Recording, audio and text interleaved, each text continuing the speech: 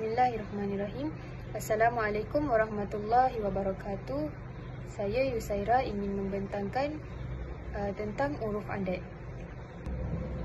Dalam kehidupan seharian, kita sering terikat dengan pelbagai kebiasaan dan tradisi masyarakat. Sama ada dalam aspek berpakaian, cara bertutur dan majlis perkahwinan. Ia bukan sekadar perkara-perkara biasa, malah turut memainkan peranan penting dalam penentuan hukum Islam, khususnya dalam bidang fiqh. Islam ialah agama yang syumul dan fleksibel. Ia bukan sahaja memberi panduan rohani, malah turut mengambil kira realiti kehidupan masyarakat. Oleh itu, dalam fiqh iaitu ilmu yang mengkaji hukum-hukum perbuatan manusia, para ulama sering menjadikan uruf iaitu kebiasaan masyarakat dan adat amalan tradisi sebagai salah satu faktor dalam membuat ijtihad ataupun keputusan hukum. Apa yang menarik, Islam tidak menolak adat dan kebiasaan masyarakat, malah mengiktirafnya selagi mana ia tidak bertentangan dengan prinsip syariah. Dengan itu, hukum hakam Islam menjadi lebih dekat dengan kehidupan masyarakat dan kekal relevan dalam setiap zaman, termasuk dalam dunia moden yang sedang kita hadapi hari ini. Oleh itu, dalam pembentangan ini, kita akan melihat bagaimana konsep uruf dan adat difahami dalam fiqh, bagaimana ia diaplikasikan dengan penetapan hukum, serta sejauh mana pengaruhnya dalam masyarakat Islam kontemporari. Assalamualaikum warahmatullahi wabarakatuh. Nama saya Nadia Fasihah dan saya akan membentangkan tentang pengaruh uruf dan adat dalam masyarakat Islam kontemporari. Pertama sekali, dalam masyarakat Islam kontemporari, uruf dan adat memainkan peranan penting untuk membantu menyesuaikan hukum Islam dengan realiti semasa. Memandangkan Islam adalah agama yang relevan sepanjang masa, pengiktirafan terhadap uruf dan adat membolehkan hukum fiqh diterapkan secara lebih fleksibel dan sesuai dengan konteks tempatan. Antara pengaruh uruf dan adat ialah dalam bidang muamalat moden seperti kontrak, perniagaan dan perbankan Islam. Banyak istilah amalan baru yang tidak disebut dalam nas secara langsung tetapi diiktiraf melalui uruf. Seperti penggunaan istilah deposit, sewa beli atau akad takaful.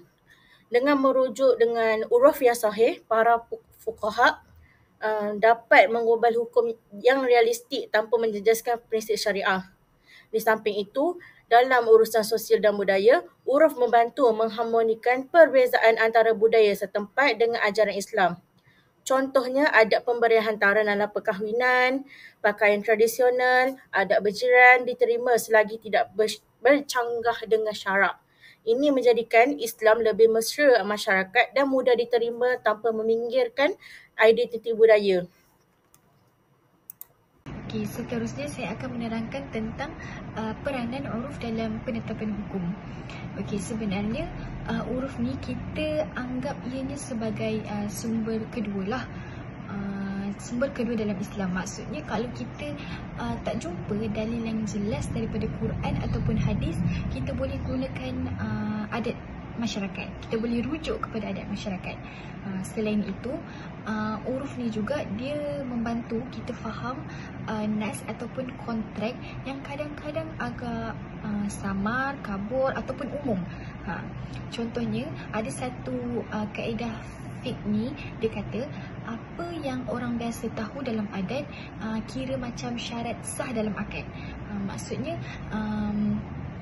adat yang dah biasa kita amalkan tu automatik ianya dikira dalam sesuatu urusan.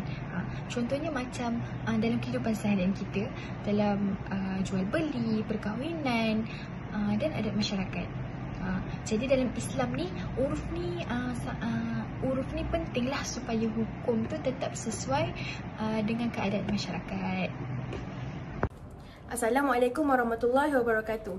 Saya Nordamia Amani binti Muhammad Hafiz akan membentangkan bahagian uruf beserta contoh. Ada 3 bahagian uruf yang saya kemukakan dalam slide ini. Yang pertama, pembahagian uruf kepada sahih dan fasid. Yang kedua, pembahagian uruf kepada amali dan kauli.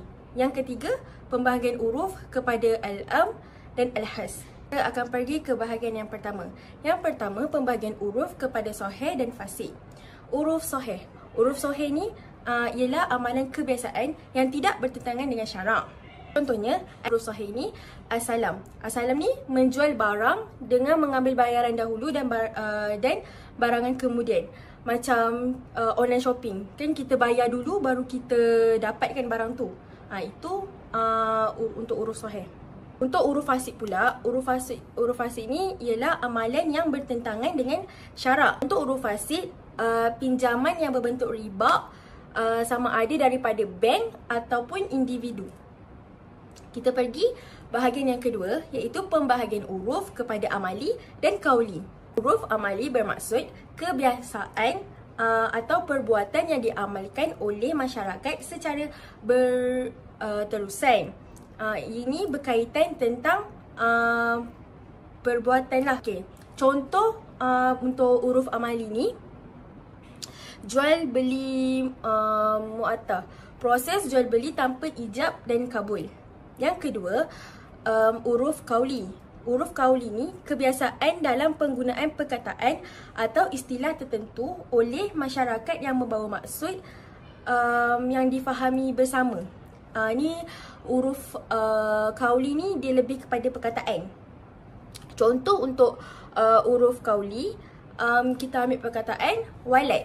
Walad dalam bahasa Arab digunakan pada uruf untuk kanak-kanak lelaki sahaja. Sedangkan maksud walad tu asalnya untuk lelaki dan perempuan. Yang ketiga, pembahagian uruf kepada al-am iaitu umum dan al-khas iaitu khusus. Maksud uruf am ialah perbuatan atau perkataan yang menjadi kebiasaan bagi seluruh penduduk semua negara-negara Islam, sama ada ianya baru ataupun lama. Sebagai contoh, istisna. Istisna ni dia keperluan hari-hari kita. Macam kasut, pakaian, perabot dan sebagainya. Benda-benda ni semua kan memang diperlukan kan untuk untuk manusia dari dulu sampai sekarang. Next kita pergi uruf khas. Uruf khas ni, maksud uruf khas ialah perbuatan atau perkataan yang menjadi kebiasaan bagi negara tertentu atau golongan tertentu. Sebagai contoh, uruf di Iraq yang membahagikan mas kahwin kepada tangguh dan segera. Uruf dan adat memainkan peranan yang sangat penting dalam fiqh Islam. Adat yang baik perlulah kita teruskan dan adat yang bercanggah dengan syarak perlulah kita tinggalkan. Selain itu, kefahaman tentang uruf juga membantu kita memahami tentang bagaimana hukum ditetapkan dalam masyarakat moden kini. Semoga kita dapat lebih menghayati akan kepentingan budaya dalam Islam tanpa mengabaikan syariat.